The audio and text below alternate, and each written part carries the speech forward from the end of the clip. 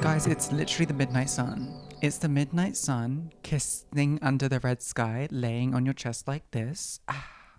Hold me like the pebbles in your hands, initials in the sand. Bitch, summer isn't over just yet. It is. It's autumn. Skinny dipping with your hands out, arse out. It's my favorite part now because, baby, listen, we ain't got to tell no one. A never ending what? A never ending midnight sun. Yeah. Boom cat, boom cat, boom cat, right?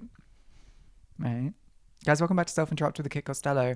The rumors are true. I am actually called Kit Costello. There have been some vicious rumors going around that that's not my name, and I want to certify that Kit Costello is my name. Podcasting is my game, right? Right. Actually, giving advice out is my game. It's kind of what I'm known for, right? Because when I do an advice session, all of you call up your therapists. Baby, it's time to fire them because Kit Costello is giving you advice. And you should be so lucky. A lot of people would pay good money for this advice. And I did find it funny because I was like, I was DMing the Kids Nators. I was like, hey, Queen, do you have any suggestions or submissions? Sorry, do you have any submissions for me to give advice on? And then I was getting all these DMs. Okay, I've been waiting for this episode. Have you? Because you haven't told me that. Wait a minute. How about you DM me? Guys, there's 3 episodes left of this season. What do you want? Question for culture. Because if there's something that you've been dying for me to do, let me know. All the DMs I was getting, Kit, I've been waiting for this. Oh my God. Thank you so much. Finally, this episode. I was like, guys, where have you been? I'm very happy to do this episode. Next thing you'll be saying, I want another Hunger Games episode. If you weren't there for the Hunger Games episode. Guys, what a time. If you were there for the Hunger Games episode, you're an OG Kitinator. Season 3 of Self Interrupted. I did an episode which will go down in history books, and I did think that it was going to be an annual episode. Basically, the Hunger Games episode was me putting listeners into a Hunger Games generator and then reading out the storyline that the generator created. It was a really good episode. It was interactive. It was immersive. It was giving like 4D experience, right? But yes, today we're giving out advice on toxic masculinity, being the single friend, and there's a lot of friendship drama. So if you guys are a little bit nosy, this is the episode for you.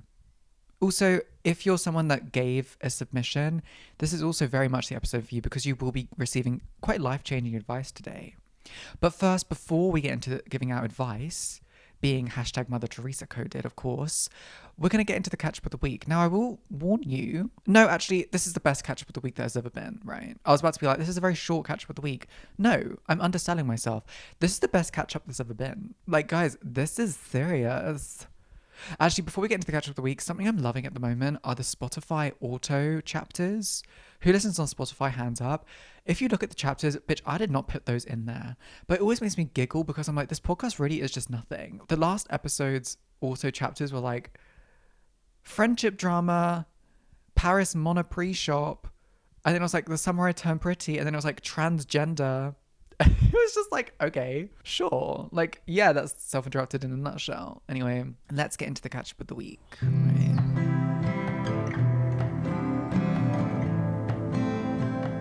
Okay, so hi guys. I got my testosterone blocker shot this week. It was a very exciting time for me. A testosterone blocker shot blocks the testosterone that is naturally in my body, and it just gets her out so that the woman can rise a bit more, so that estrogen can do her job. Because, ooh, baby, these tits aren't going to grow themselves. I will tell you, because one week I have boobs, the next I don't, and it's really starting to get on my literal tits. People are like, oh my God, I just laughed my tits off. No, I actually did. Because one week I do have boobs, the next they have deflated, and I would just love to know where they go. I did bring it up to my doctor, and she was like, oh, like it just depends on like your weight fluctuation. And I was like, oh, I just feel like I'm not losing or gaining enough weight to go from like an A/B cup to then nothing within a couple of days. Like it's getting to the point. It's getting to the point. Not even like, I'm not going to describe the point it's getting to, but it's just getting to a point where it's pissing me off. It's just like, okay, what happened? Where did they go? Track 12 of Vertigo by Griff. Where did you go? I've been looking everywhere. You don't answer your phone, and you know how that gets me scared. Guys, tap into Vertigo by Griff. Okay, so I went for my testosterone blocker shot. It was in London. And I will say the person that was administering the shot was very blasé. She was very like, oh, so you're going to do it. And I said, no, baby, that's the whole point. I've come to London so that you do it. And then she was like, oh, are you sure? And I was like, are you, this is a needle and a syringe. You think I'm going to administer it? You think I've come all the way to London just to do it myself on a medical bed? Baby, I could do this in the comfort of my own home if I wanted to. I don't want to. Because one thing about me, especially with like, it's, okay, so the shot is literally like, it's a needle. It's a needle. It's a shot, guys. I'm not going to do that because you know me. Like, I will put it in the wrong place and all of a sudden I'm dead. So I needed this woman to do it for me. And she was almost like, you should do this yourself. And I was like, I don't want to do it myself. Does that make me a diva? I don't know. A medical diva. Right. Happily. Anyway. So she jabs it into my arm. And throughout this whole process of like taking HRT, estrogen, and getting a testosterone blocker shot, I really thought I'd feel side effects. Guys, it just feels like nothing's happened. I'm like, oh, okay, right. Now, naturally, something is happening in my body, but it's just like, guys, when's it? Sometimes I expect like a slap around the face. After the testosterone blocker shot, I have like a little routine now where if I go to that hospital, which is my like gender care hospital, there's a cafe I go to. One thing about me is I'm going to fuck up a cafe. Of course I will. And there's a certain pastry which is a pistachio pastry. Love a pistachio pastry. And I also got a cookie. Hi, cookie. What do you know about cookies? Love a cookie. And I also got, of course, a black Americano because famously, my favorite cafe has started playing like The Weeknd and Ariana Grande, which no shade to them, love them, but not when I'm trying to do my work. So I don't go to that cafe anymore. Sorry. So I go to my cafe next to my gender care hospital. I got my little pastries, etc. I did a bit of journaling, classic KC movements, Kit Costello movements, and the job was a good one. I know I did just say like, oh, I don't really feel the effects of my like transitional medical care. Baby. Ooh. So what do you guys know about food cravings? Oh, I have had food cravings. Luckily they subside now, but Jesus Christ, they got me, girl. Like, I've never had food cravings like it. I was so tired after having my testosterone blocker shot. I was thirsty and I was craving cheese. Oh. So if you don't know anything about me, I don't eat dairy, but cut to me, that night, I bought a bag of grated mature cheddar and I ate the whole bag standing next to the fridge. I don't want to talk about it. Also, I put some of that into mash. What do you guys know about mash and beans and a meat alternative? Baby, I was living the high life. Cheesy beans, cheesy mash, and a cheesy meat alternative. Go get me together. I was sitting there and I was like, this is what dreams are made of. Speaking of this is what dreams are made of, hi Emma Bradley, my best friend, released a new song called This Is What Dreams Are Made Of. And I'm going to play a snippet of it now because I feel like you guys deserve a little snippet of the song. Okay, Emma, if I'm not allowed to do this, let me know and I will edit it out of the podcast. But I feel like it's a bit too late if you're listening to this and you're like, Kit, edit it out. So like, you'll just have to take me to court, you know? This is my favorite part of the song. Stay on your radar. Wanna sleep underneath your thumb. This is what dreams are made of. Maladaptive, but I'm having fun. Give it up for Emma. Go and stream This Is What Dreams Are Made Of by Emma Bradley. That's my best friend. I directed, edited, and shot the visualizer. My other best friend, Hanifa, shot the cover and the key images. Like, it's always going to be the girls. It's going to be me, Hanifa, and Emma fucking up a creative endeavor. Anyway, back to me. This is what dreams are made of when it comes to cheesy beans, mash, and a meat alternative. And I just enjoyed it. Like, it was something special to me. Guys, I'm craving a roast dinner. I'm craving a roast dinner and it's pissing me off. The other day on my close friends on Instagram, I posted, it's pissing me off that I'm not a witch. And it's also pissing me off that I don't have a roast dinner. I haven't had a roast dinner since Christmas. And I just feel as though, like, I have been on this podcast and I have been campaigning to my friends, like, hey, let's go for a roast dinner. And it's always, yeah, Kit, let's go for a roast dinner. Nothing happens. If any of you live in London, let's go for a roast dinner. I'm dead serious. DM me. Like, I'm so down to go for a roast dinner with you. My treat. I'll treat you to it. Actually, maybe I won't. Depends on where we go. Depends on the pricing. If it's like a high priced roast, we might have to split. If it's like a cheap roast, I'm happy to pay. Right. Right. But yeah, I'm craving a roast dinner. I just love roast dinner so much. I love a cauliflower cheese. Famously, I'm craving cheese at the moment. Luckily, those cravings have subsided, but I kind of live for like the fantasy of like, oh, I'm just craving something right now. Do you know what I mean? It's just like, oh yeah, I'm just craving like, it kind of, yeah, I'm craving cheese. I don't know. I'm craving a roast dinner. So if anyone wants to give me a roast dinner, please do let me know. I just love gravy. I think more than like a roast dinner, it's just the company that you have with a roast dinner that I love. Like, look at me being so like, ugh. Yeah, it's not about the food, it's about the people. It's about the company that you keep. Right, right. Guys, I updated my website. Who cared? No one. Love that. The reason I updated my website is because I did do a little Google search of Kit Costello. I sure did. And it came up, and I was like, oh, the bio that they use for who is Kit Costello is outdated, so we need to change that. I changed it to Kit Costello is the wannabe transgender Carrie Bradshaw. I actually did. Look it up. Because I just thought it'd be funny. Like, can you imagine if someone looks up who is Kit Costello and it's just like the wannabe transgender Carrie Bradshaw? Love it. Speaking about wanting to be the transgender Carrie Bradshaw, new Substack alert entitled Do You Hate Me or Yourself? And it's about me getting ghosted. And here's a little passage from it. I waited and waited and waited until I came to the realization that for the first time in my life, I had in fact been ghosted. Ghosted by a man who would handstand over hot coals for me. Ghosted by a man who would look at my photos for the 10th time, but somehow it felt like the first. Ghosted by a man that said he wanted to see me again. I had been ghosted. Yay. Like, yes. And I haven't talked about it on the podcast because there's something about like, okay, so famously, I had my little dating arc on this podcast. And post dating arc, I have been dating, but I do not want to talk about it. Like, I haven't been talking about going on dates with my friends. So I'm not talking about it on the podcast. And this is a reason why. Like, this man very much made my fears a reality. Like, I got ghosted by a guy that I actually really liked. And getting ghosted for the first time is terrifying. Like, I really didn't like it. Me and this guy, you guys, oh, me being at his house for 4 hours. Oh, let's not get into it. But like after the date, it was giving very much like, oh, we're not going to see each other again. Obviously, we're going to see each other again. You're going to come to the farm. I'm going to come back to your house. Never spoke to me again. And obviously, like a week later, I sent a little like, hey, what's going on? Yeah, like, what's the deal? No, guys, what's happening?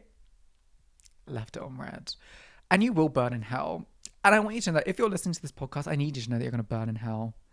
You will. You sure as hell will. And your cat with you. Damn straight, I said it. Your cat's going to burn in hell with you. And I know that cat had nothing to do with the ghosting, but burn in hell with your damn cat. Right? Right. Speaking about guys, I got asked out by a guy my age at the Weybridge. If you don't know what the Weybridge is, it's my Saturday job. Like, relentless. It just gets to a point where it's like, leave me alone. So I was covering a shift on Friday. Normally I work on Saturdays. I had to cover a shift on Friday, which I always hate to do. It always pisses me off because my family think I do nothing. They're like, oh, Kit, you can cover on Friday. It's like, bitch, it's literally fashion week. Luckily, I wasn't doing a casting, but they're always like, oh, Kit, you're available. And I'm like, no, I'm not. I'm like, ugh. They'll text me, I'll be in London, and they're like, oh, can you just walk up from the house and cover the shift? I'm like, I'm literally in South London right now. Anyway, I was available and I covered the shift. And on our farm, there's like another company and there's a lot of like young kids that work there. I say kids, Jesus. Okay, there's a lot of people my age, people in their 20s that work there. Shut the hell up. And they, right. So it came to the end of the day and they had to like tip some green waste. Boring. After tipping the green waste, one of the boys came up to the window and he was like, you're absolutely stunning. Are you single by any chance? And I was just like, oh, can we not do this right now? Obviously, I said I'm not single, even though I definitely am. Because it wasn't like he definitely wasn't my type and I wouldn't have gone on a date with him. But it was just like, can we just not? Like, this is my workspace. I just feel like there's a line and you're crossing it. Do you know what I mean? There's something about like, do not ask me out of my workspace. I don't like that. And then I had to give him like the, oh no, I'm sorry, I'm not single. I'm sorry. And then he did this like, rolled his eyes, head leaning back. And all his friends were in the van and he had to walk up to them. and he was like laughing and they were like all red. I was like, oh my God, guys, I feel like I'm back at school. But yes, it did give me a bit of a confidence boost. It gave me a bit of a like, oh, right, she still got it. 23. Me saying I still got it at the age of 23 is ridiculous. She still got it. Of course she still got it. That's all that's been going on in my week. Guys, I told you that this is kind of like a dead week, to be honest. I've been obsessed with biscuits. Girl, it gets to a point on the podcast where I'm like, what the fuck do I talk about? Biscuits? Sure. Love biscuits. Hi, biscuits. Hi, biscuits. Hi, biscuits. Hashtag love you. I've been really into the Tesco's gluten-free range at the moment, even though I have been indulging in gluten. Gluten and cheese. I don't know what's going on with me at the moment. Again, it's hashtag testosterone cravings. One thing about me is that I will indulge in gluten and just blame the testosterone. Like, I'm craving gluten. What does gluten taste like? I don't know. It doesn't taste of anything. It's literally just like a molecular structure of gluten. And I'm like, yeah, I'm craving it. Like, okay, it's like saying you crave fructose. Like, yes, let me crave that fructose real quick. Can you guys tell that I did A-level food science? Yes. And I like to remind you, yeah, I did. A-level food science, thank you so much. And it made me emetophobic because it reminded me of all the ways that you can get ill by eating meat. Food science is the reason why I turned vegetarian, because I learned about salmonella on a level that I did not want to learn about salmonella. What do you bitches know about getting E. coli from lamb? Wait a minute. My food teacher being like, hey, so if you eat an unwashed vegetable, you could die. And I was like, wait, can we not talk about that right now? You can get E. coli. Oh. Right. Mind you, as a child, I was literally eating soil off of the ground. Why wasn't that queen getting E. coli then? But now if I eat an unwashed carrot, I'm the villain. Wait. Do you know what I mean? It just gets to a point where it's like, what is propaganda and what isn't? Right. Right. Should we get into giving advice out? I think we should. Because it gets to a point where you're sitting on the podcast talking about E. coli at the end of a season and you're like, maybe it is time we wrap this season up. Right. I feel like, oh, I can see my brother. It's, by the way, hey guys, newsflash. It's literally 7:30 in the morning on Tuesday. I'm getting my hair done today. So the farm is waking up with us. And I just saw my brother from his house walking to the farmyard. Like, it is giving Stardew Valley coded.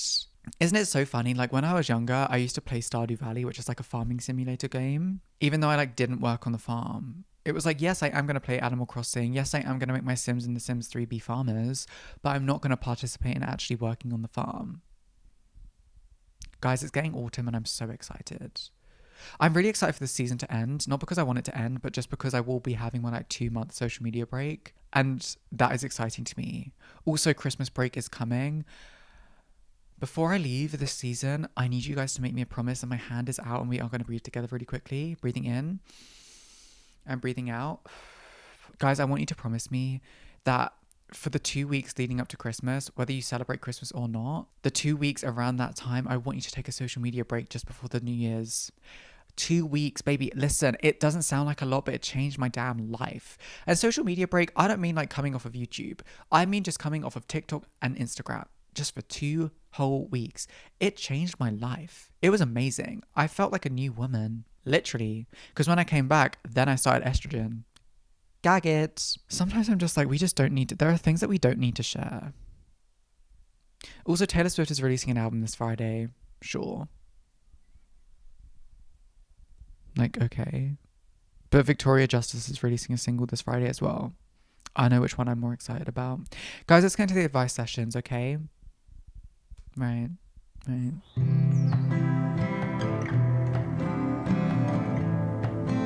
The first submission reads, how to deal with being the single friend all the time when all my other friends are in long-term relationships or single ones have guys after them all the time and me not really getting much attention at all. I keep going on dates from the apps, but it's quite demoralizing when they keep not working out and take so much effort when lots of talking stages end up not even coming to a date. Well, hi.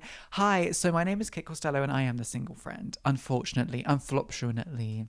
And famously this year I have endeavored into dating. Right. Ups and downs, I will say. Being the single friend is tough. To be honest, I don't really have that many friends that are in relationships. I have one friend couple that obviously are in a relationship. When I wasn't dating at all, I found it really hard. Like when my friends would say that they were dating and had been on several dates within a month, was so foreign to me because I was like, how are you guys even getting one date, let alone multiple? I think with dating, there is a sense of fun that you need to have with it. And also, there's a sense of like understanding this is the time that you are single. You know, once you're in a relationship, I do think the dynamic of your life shifts in ways that I don't even understand yet. You know, like dating someone for a long time. I dated someone for like 3 months. And during those 3 months, yes, I did act as if that was my boyfriend. I acted as if anything, that was my husband.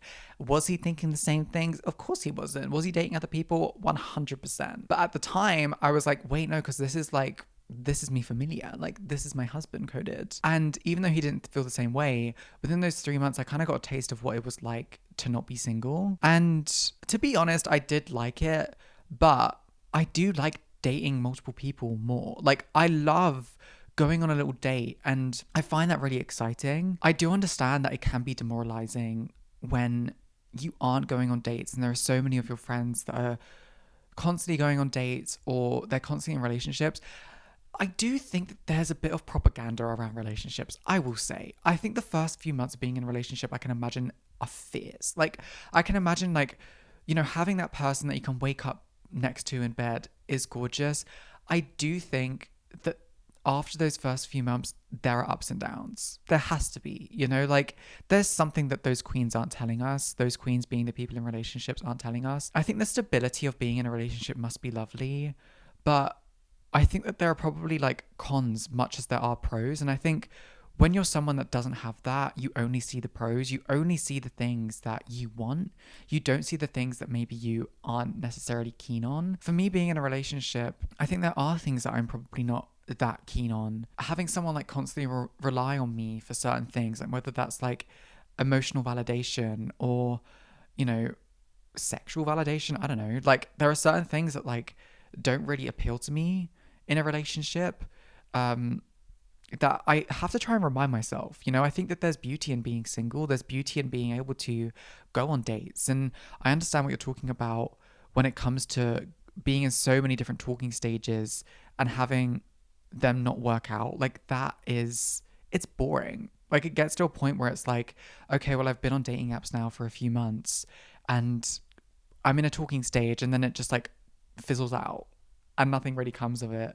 And I think also because I've been in talking stages since I was like literally like a 18-year-old, I was about to say 16-year-old, legal age on a dating app. Thank you so much. It kind of reverts me back to like, oh, I'm 23 and I'm still in the talking stage. Like, am I an 18-year-old again? Like, what's happening? Why are we not progressing? But I think there's an understanding of like sieving out the people that like aren't going to take you on the dates. Like, I think there's an understanding as I've gotten older that's just go on the date. I'm not talking to you for longer than a week. If we are talking for longer than a week, I know that this isn't going to happen. If you're constantly putting off this date, I'm going to move on to someone else because at this point in my life, I just want to go on the date because there was a point in my life where I was terrified of dating. Like I was so scared, especially being a trans woman. I was like, what if I show up and they're like, you're a man? Like I was so scared of dating. Now I'm like, if they do that on the date, I'm just going to have a fun time anyway. Like I'm just going to get myself a drink. But most of the time, if not all the time, in all of my experience, that's never happened. So I just go on the date now. I get a free little drink. And most of the time we just get on because guess what? I can make a conversation out of nothing. So if anything, I know that I'm going to make the date at least half enjoyable for me. And if it doesn't go well, I have a story to tell my friends. But I think for a long time, I would really put off the idea of actually going on dates.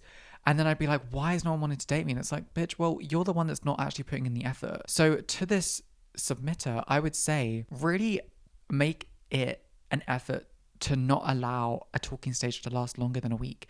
I think a talking stage to last longer than a week is silly. It's silly vibes, especially if you both live in the same city. Go on a date. Like literally go for a drink, go for a little meal, meet up, go for a walk in the park.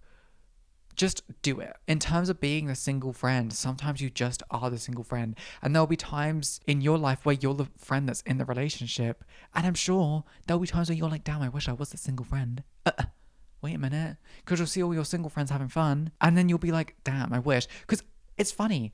I'm obviously the single friend. And my friends that are in relationships, they don't want to be me, but they live vicariously through me. They're like, oh my God, let me tell me about your life. Tell me about the dates that you've been on. I want to live vicariously through you because I think it's fun. Not that they don't love being in the relationship and they don't love the people that they're with, but they just love the concept of going out on dates and the excitement of that. So I think that there's beauty in like going on dates and meeting new people, and what's meant for you will not pass you. I know that really sucks to hear when you want to date and you want to be in a relationship and you want it to happen fast. But like, I don't think it comes when you least expect it. I think that's bullshit. I do think it comes when you want it, but I think the people that you end up dating, you didn't expect to date, you know, and you didn't expect to meet. You know, maybe you've been on dating apps for a few months, but then the person that you end up dating is someone that you met through a friend of a friend. Like, I think that that's beautiful. And that's how I think it happens. You know, that's how I think that it happens when you least expect it happens. It's like, yeah, you do want to date someone. I think if you're single, a lot of the time you always want to date someone. So I don't think it happens when you least expect it because you always want to date someone. But like, I think it's, I don't know.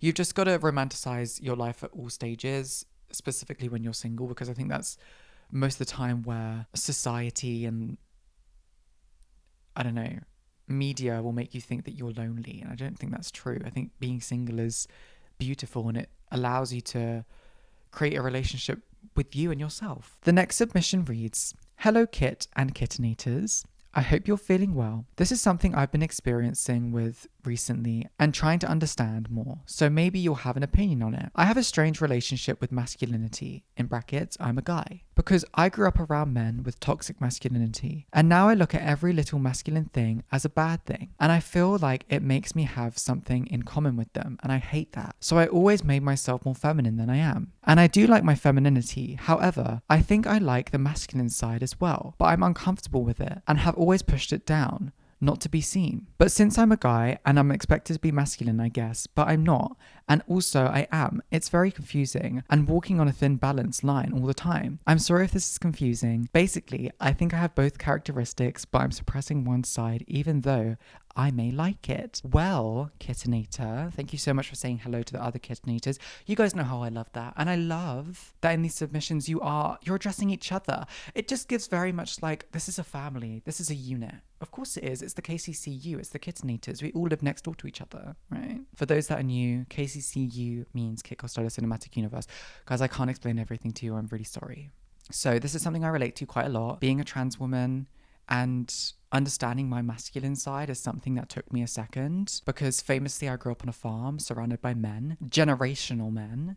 Guys, there's literally like 3 women in my family. Like, it's bad over here. And growing up with that much masculinity, specifically growing up as a boy, having that masculinity pushed onto me was something that I've really pushed away from me. I have 3 older brothers and all of my brothers are incredibly masculine. They're all farmers, they're all really into agriculture and masculine things. And growing up as a boy, it was expected that that was my life. You know, it was expected that I was going to become a farmer because that's what, for generations, my family have been. Dad was a farmer, my dad's dad was a farmer, and all of the children that came were farmers. Literally everyone on my dad's side do something in agriculture. I'm the first to not. Like, it's kind of, I'm kind of an icon. Like, when you really think about it, Kitten Eaters, I'm a myth, I'm a legend. I'm kind of like an old wives' tale. Like, I really am, like, I'm giving folklore. Like, also there was this girl called Kit Costello. She was part of the Costello dynasty, but she just decided to be something different, right? And she did. When I was younger, there really was a sense of me not even suppressing the masculinity, but just expressing my femininity and letting specifically my mum and my dad know that that's not my give. You know, when I was younger, specifically with the farm, I let everyone know. I was like, you're never going to catch me working on the farm. I was so stubborn as a child. I remember vividly telling myself when I was younger that I am not going to work on the farm because I do not want to slip into becoming what my family is. And it's not to say by any means that my family are less than, or that working on a farm makes you, masculine, or, you know, it wasn't what I wanted to do. And I didn't want to fall back into that. And growing up, there was this idea that that's what I was going to do. And I had to really push against it to become individual. And I totally understand what the submitter's saying. They're basically saying that, like, to create their own identity, they kind of had to push against what has become in their family of this masculinity. And it does come a point where you find comfort in embracing the masculine side of you, because especially as a transgender woman, it was really interesting. Before I medically started transitioning, I remembered there was a pivotal point in my life where I was walking down the street of London and I was wearing baggy jeans, a baggy top, and I was giving very much tomboy chic. And I remember just thinking to myself, and this is before I really realized I was trans, there was this debate going on in my head as to whether I was trans and whether I wanted to medically transition and whether, you know, that was my storyline. Because ever since I was younger, I knew that I was a girl. But there was this weird thing where, like, I knew that I had a masculine side and I kind of hated myself for it. I was like, I wish it was more simple for me. I wish that I was just able to just be feminine and that would fit the storyline more. It would be like, okay, well, you're feminine and you want to be a girl, easy. But instead, it was like, I want to be a girl, but I know that I'm masculine, but I'm having to cover up this masculinity with femininity so that the storyline of me being trans makes more sense to me. And I remember I was walking down the street and I was like, well, bitch, what if you were just a tomboy? You know, if you were born a girl, I know deep down that I would have just been a tomboy. I would have been this little country girl that wears, you know, big baggy clothes and is a tomboy. And that would have been my give. And I think in some way it allowed me to sink into my femininity more and my womanhood more, to be honest, because I accepted the masculinity and I accepted that as part of me, because masculinity doesn't make you any less of the person that you want to be. It just makes you more of the person that you want to be. It makes you rounded as a person. And the more I've felt comfortable in my womanhood, the more the masculinity slipped out. And I love that about myself now. I always joke that as soon as I became a transgender woman, or as soon as I like allowed myself to, and as soon as I started medically transitioning, the more of a tomboy I became. And I really love that. I think it's a love letter to myself that I've allowed myself to become that, because I think for a long time, specifically when I was first socially transitioning, I was really trying to give like this femme presenting person. And I've always felt uncomfortable with that. I've always felt uncomfortable being like really made up and like in dresses and in skirts. It's not my thing, you know, like if I'm doing a photo shoot or a runway where I'm wearing a dress or a skirt, I feel like nice in it, but I wouldn't go and walk down the street in a dress or go to a party in a dress. It just isn't me. Wearing like baggy jeans and a jumper, that's my thing. And I know that it makes me seem like, oh, I'm just so not like other girls, but I'm not, you know, like I am a bit different. Like I am like giving tomboy, etc. Of course I am. But to this submitter, I want you to know that your masculinity is not their masculinity. Your masculinity is yours. And it's a special relationship that you have with your own masculinity. And I think that's something to remember. And it's something that's special, you know, like the relationship I have with the masculinity is never going to be the same. Like, say, for example, the clothes I wear could be deemed masculine. If they were worn by my brothers, it'd be a different type of masculine. The clothes that I wear, it's like, for example, you know, like in movies and TV shows where, say it's like a straight relationship and the man and the woman have just hooked up and the man was wearing a shirt on the date that they went on, but then in the morning when they've slept over with each other, the woman's wearing that shirt the next day. That woman wearing that shirt that the man was wearing, she isn't wearing it in the same way that that man was wearing it, even though that shirt is inherently masculine. Do you see what I'm saying? Your masculinity doesn't represent the men around you, and it shouldn't, because that masculinity is yours to hold and yours to wear. And there's so much beauty in that, because that's who you are. You suppressing that is suppressing a part of yourself. If you feel more comfortable being slightly more masculine, there's so much beauty in that. And I think that you deserve to be able to explore that masculine side of you and not allow it to represent the men in your life that maybe hold that masculinity to a toxic value. But yeah, masculinity and femininity looks different on every person. And I think that's what is beautiful about the gender spectrum, because it is a spectrum. It's literally all made up, babe. Go and be masculine. Okay, kittenators, next up we have some friendship drama. And it is a long one. So I do apologize if I stumble on my words because this queen is dyslexic, right? No, because I love it. I love when you guys know that I'm dyslexic, but you do give me a soliloquy to read. No, I really appreciate it. Anyway, hey Kit, I hope you are well. My little problem is to do with a friend. Okay, so here's the lowdown. Ooh, get comfortable, guys. I became really close with these two girls around March of this year. We'll call one of them I'm having problems with Gertrude.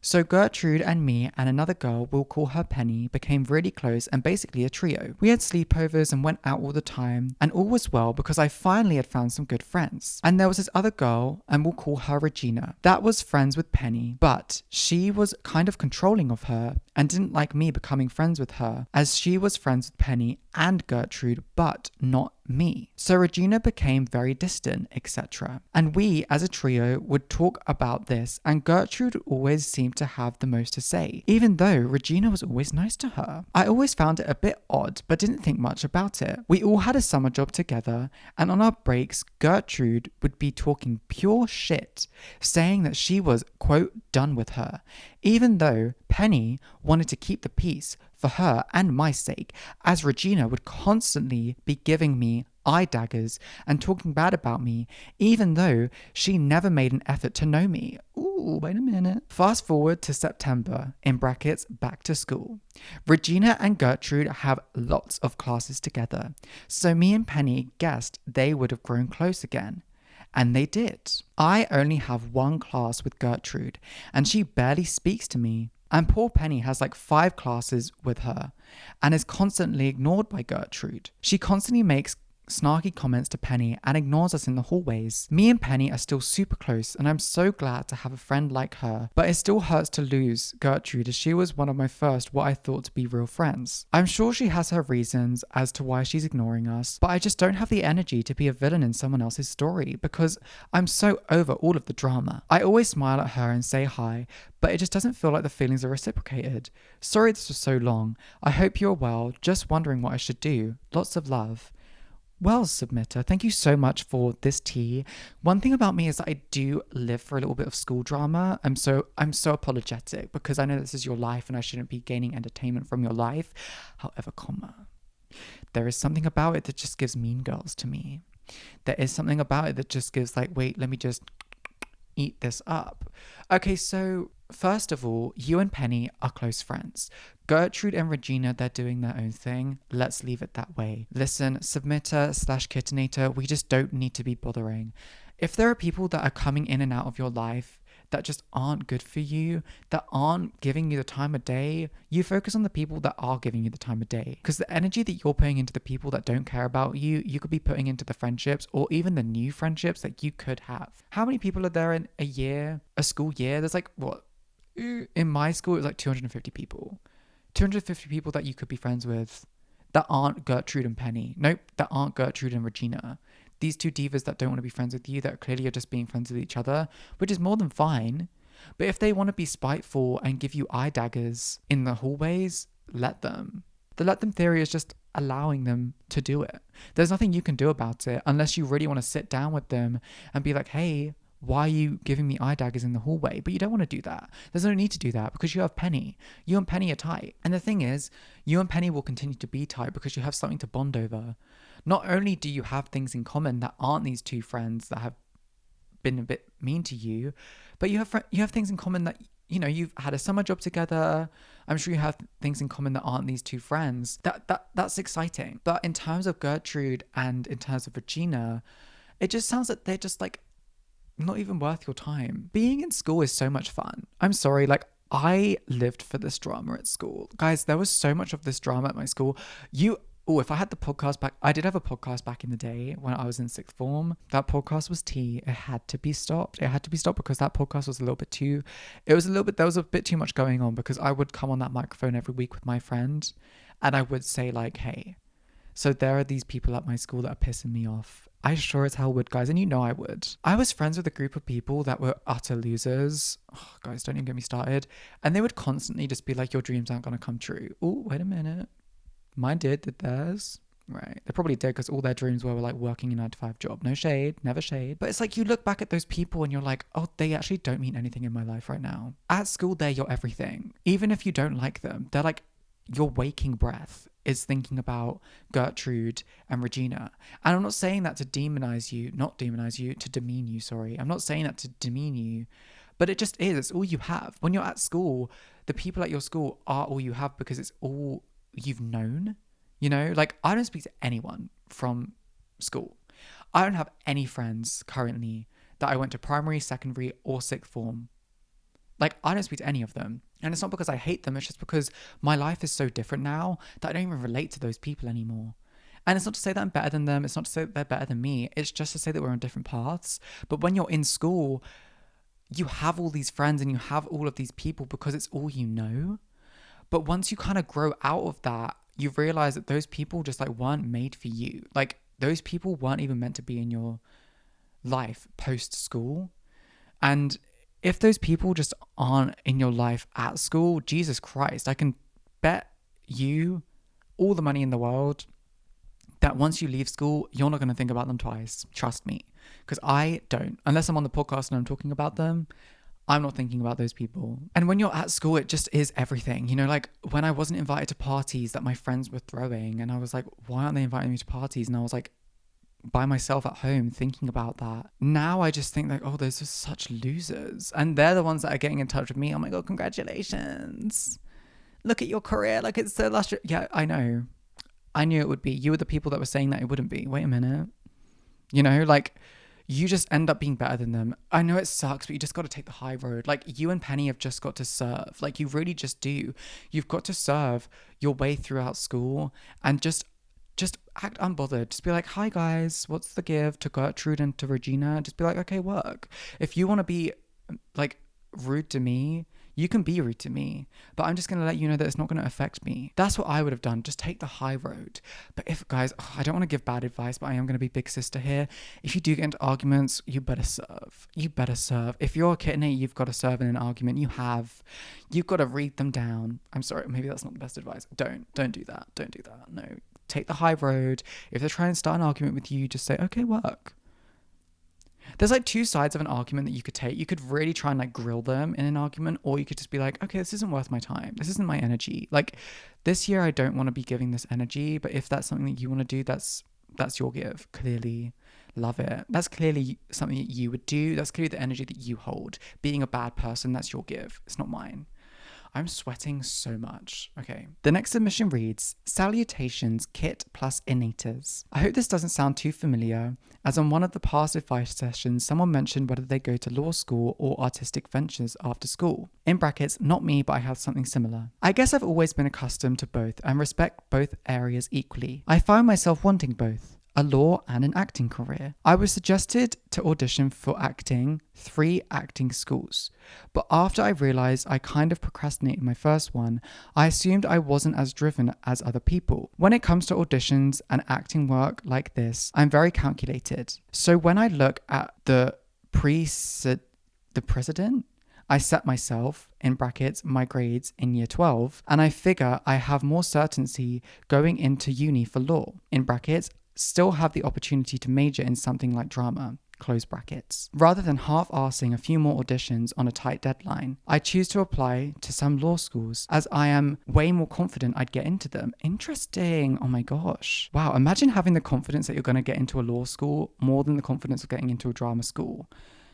Some people wish for your intelligence, submitter. I sometimes feel guilty, in brackets, people pleaser syndrome, close brackets, because it seems like that some teachers I have had hopes for me to lean into a more creative pathway fully through acting schools. But as much as I feel highly regarded, I know that as much as I would fully commit to something like that, my true passions are divided. I feel like law will establish my sense of justice before I can dive into acting work willy-nilly, because I know that there are many cases where actors are mistreated. Funnily enough, when it comes to abstract topics in drama classes, I always mention how much life is a paradox, and I guess it shows in my nuanced situation. I just wanted to know whether my decision was the right one, or I'm being over-analytical, compromising my potential. Well, submitter, it seems as though you are leaning more towards law. I will be honest.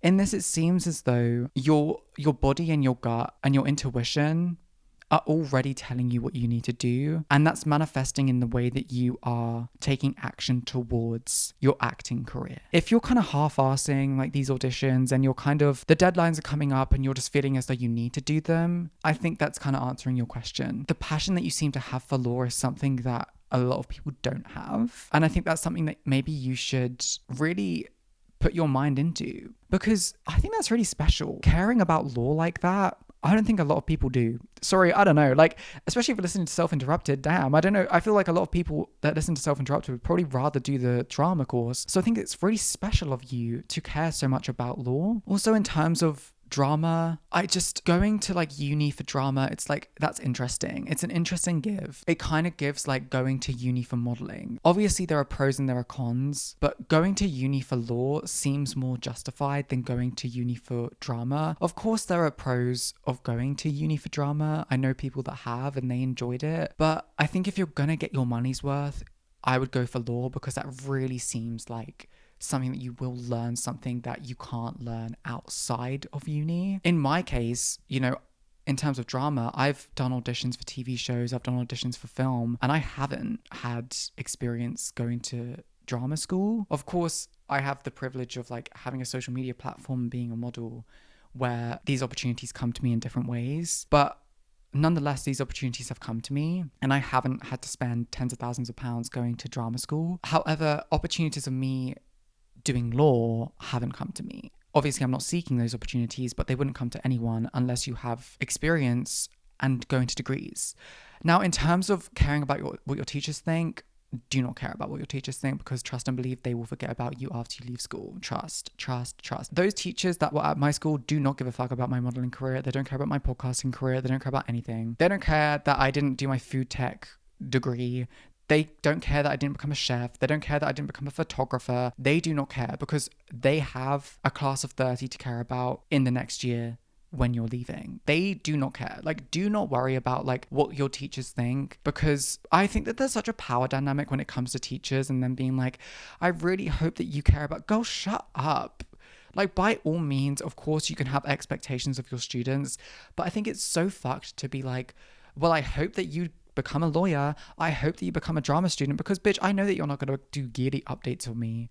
I know that you're not paying for my university degree. So why are you trying to guilt trip me into doing the subject that you're teaching? Like, let's be serious now. Now, of course, if you have talents as an actor, you have talents as an actor. Those talents are not going to go away. Those talents can come back to you after you've done your law degree, or you could do those talents while you're doing your law degree. Yes, it may compromise your law degree a little bit. I don't know. I've never done a law degree, but you can do auditions while you're doing a law degree. If in some world you book a massive film, you can drop out of law school. Sorry, I don't want to be that person, but you can. You don't have to be committed to just one. You're your own person. And it seems as though you are already committed to law and doing law. So I would suggest you do the law, which I think a lot of Kitanators and listeners will be like, oh my gosh, I can't believe she's suggesting doing a law degree over a drama degree. But of course I am, because it seems like you're actually more passionate about doing a law degree than you are about doing drama. Guys, I also have caffeine shakes right now. Of course, I've had my French press, my coffee French press. If you're watching the video episode, look at my hand. It's shaking. I'm sweating profusely. I have a hair appointment. The concept of me having to like do my hair for the second day in a row for my hair appointment is pissing me off. Last night I did my hair for my hair appointment. Today, like, it just gets to a point of being a people pleaser that's like, we need to stop. We need to cut.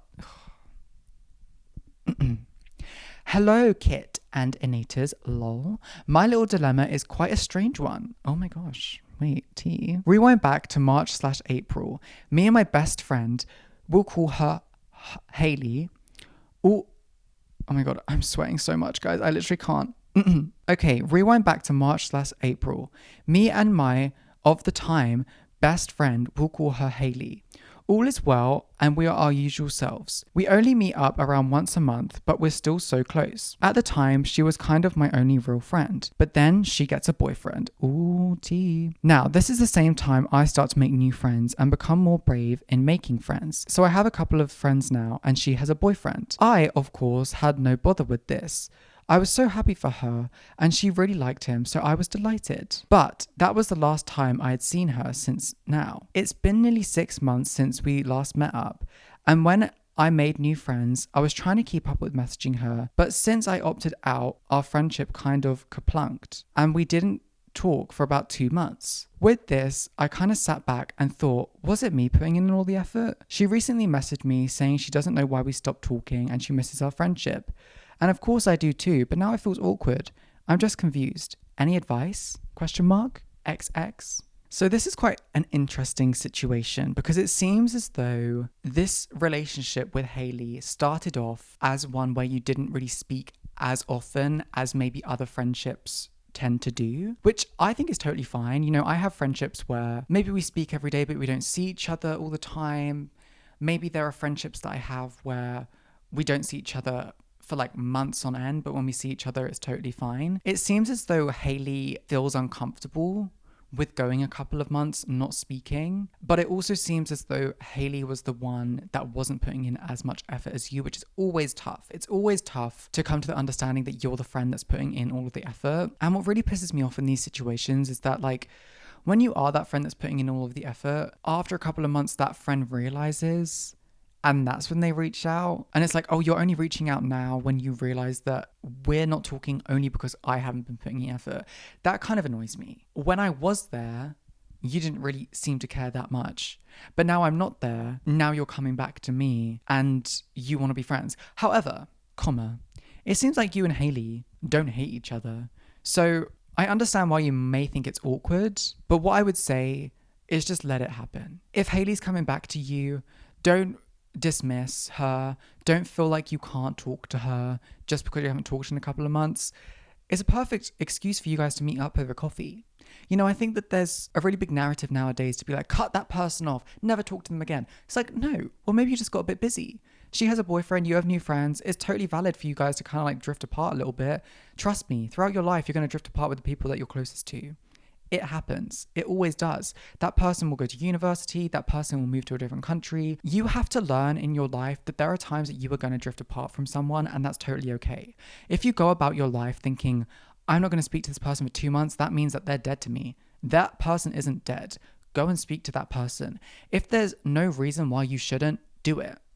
If you like that person still, by all means do it. If they've done something that you don't like, if you openly had a conversation where you're like, we probably shouldn't talk again, and then they come back in 2 months and they're like, hey, let's talk again, maybe there's like a question mark to be like, what are we doing? But by all means, if you guys were friends and then for some reason you just like, you fell apart a little bit, you drifted apart, but now they're like, hey, why aren't we talking? Just let them know. Be like, oh, sorry, I've just been busy with my friends and you've been busy with your boyfriend. I thought it was just like a mutual decision that we were kind of drifted apart. Let's meet up for a coffee and discuss what's been going on for the past 2 months. Perfect excuse. You guys can get straight back into the flow. However, if you go for that coffee and it's like, oh, this isn't the vibe, that's also great. It's an indicator to say that like maybe you've grown out of that friendship for now. But I wouldn't villainize that person and say like, how dare they? How dare they not speak to me for 2 months? Because I think sometimes you just get caught up in other friendships. You get caught up in other moments in your life, especially if that person has a boyfriend, if it's their first boyfriend. For me, I have an understanding when someone gets into a relationship that like they are just going to drift away for a bit because there is that honeymoon phase. And as much as it sucks, it is just the truth. And it's not that they don't like you, it's just that at the moment there's something that's new that's going on in their life and you just have to appreciate that that's what it is. But that would be my advice on this submission. Up next is a submission from a kittenator named Cher. Hey Kit, how are you? I know this is supposed to be anonymous, but it's Cher. Obsessed with that. Obsessed with Cher just being like, wait, this is literally Cher. Let me just let you know. I met Cher at a Fashion Week casting in the February season of London Fashion Week, which was very exciting. It was on my birthday and it was a casting that I was really nervous about. And Cher made my day by coming up to me and being like, I listened to your podcast, and it literally like changed the trajectory of my life. So thank you so much, Cher. This is basically asking for advice, but does no one talk about having an oversized 6/7 foot in modeling? Literally having to wear shoes 3 sizes too small. Why are tall girls getting provided shoes that are like a UK size 5? I'm 5'11", like be so for real. Does no one talk about this? And how do tall girls even have tiny feet? I'm so confused. I'm a UK 8, which I feel is normal for, again, a tall girl. Cher, you're so real for leaving this. Everyone's like, wait, like I'm having relationship problems. I feel like all my friends hate me. And Cher's like, wait, what about shoe sizes? Can we talk about shoe sizes real quick? And you know what, Cher? I'm on your wavelength. This is so me coded. Like, the reason I hate doing runway is because people will provide shoes that are too big or too small. Guys, I was queening out with the casting director the other day. He was this like old gay man. And he was trying to read me, bitch. Like, it was a long day. I'd done a lot of castings. And he was looking at my comp card. And on my comp card, it says that I'm 5'11". And I was standing in front of him and I was wearing heels. So obviously I wasn't 5'11". Standing in front of him, I was like literally 6'3" because I was wearing heels. He was like, oh, it says on your comp card that you're 5'11". You don't look 5'11". You look taller than 5'11". And I was like, well, I'm wearing heels. And he said, oh, yeah, right. Also, it says that you're a US size 10. Do you have shoes to bring with you to the runway? And I was like, oh, do you not provide a UK size 8? And he says, well, it says that you're a US size 10. And I was like, well, we're not in the US, are we, Queen? We're in the UK. He said, oh, we only provide sizes from a size 5 to a size 9. And I was like, well, bitch, that sounds perfect because I'm literally a size 8. What's not clicking? I love being a little bit of a bitch at the moment to casting directors. If my manager's listening, no, you're not. Because some of these casting directors really piss me off. Like, you're just stupid. Like, yeah, me and this guy were having a bit of a queen out and I was taking the piss out of him and he was kind of giggling and laughing at it. But like, also, I was just like, you're so dumb.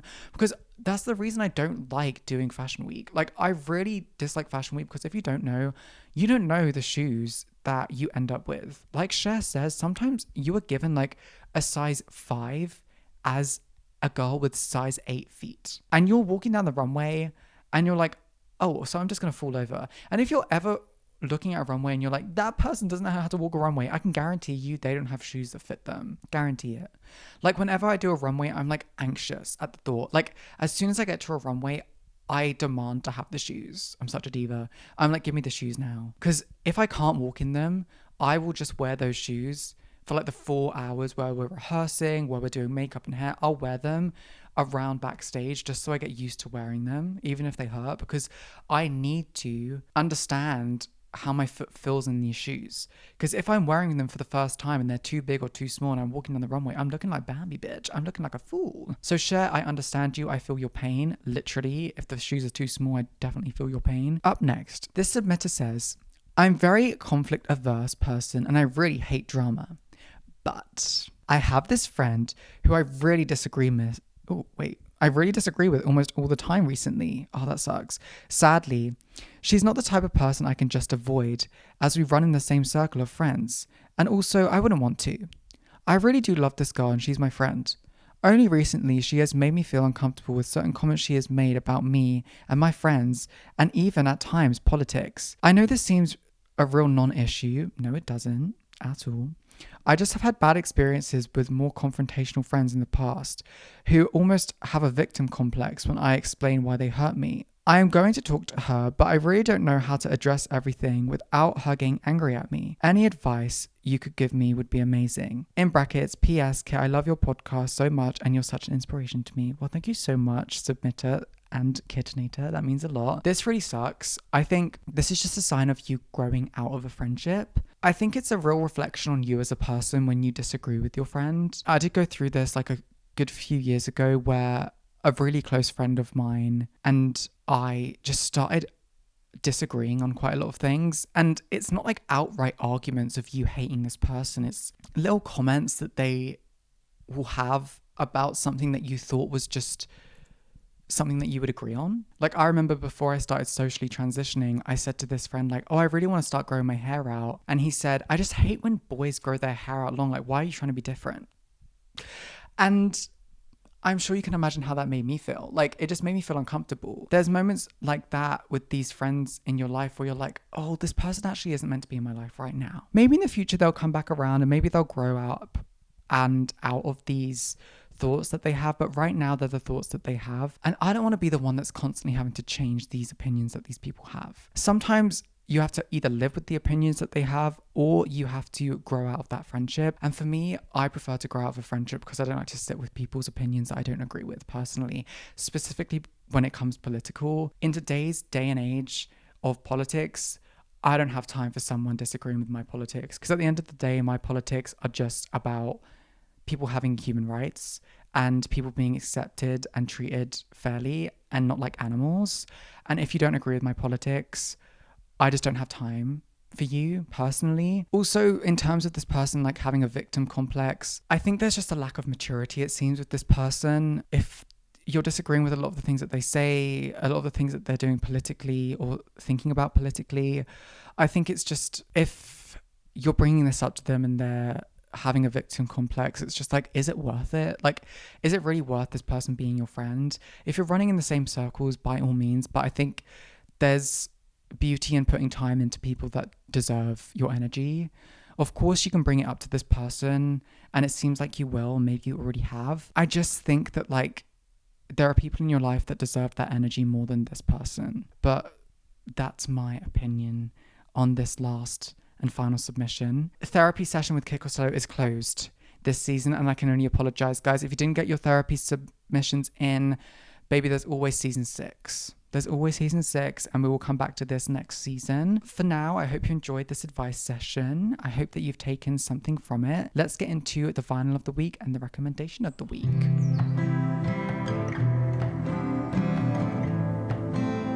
The vinyl of the week and the recommendation of the week this week are one. It's This Is What Dreams Are Made Of by Emma Bradley. My close friend Emma Bradley, like I said at the beginning of this episode, has released a new single, This Is What Dreams Are Made Of. I'm very proud of her. She wrote and produced this song, clicks, for a female producer in a male-dominated field.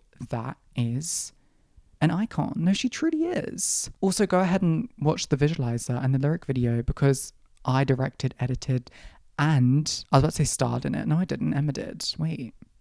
But I'm really proud of it. I think it looks really cool. Much love to Emma. Everyone go stream This Is What Dreams Are Made Of by Emma Bradley. Very, very proud of you. Share it. Make TikToks from it. Do it, guys. But I hope you enjoyed this episode. Make sure to follow the podcast on Instagram and on TikTok at selfinterruptedpod. Follow me personally at Kit Costello. Rate the podcast, leave a written review, etc. Follow the Substack at selfinterrupted with Kit Costello. But other than that, I'm sending you so much love as always. Kit.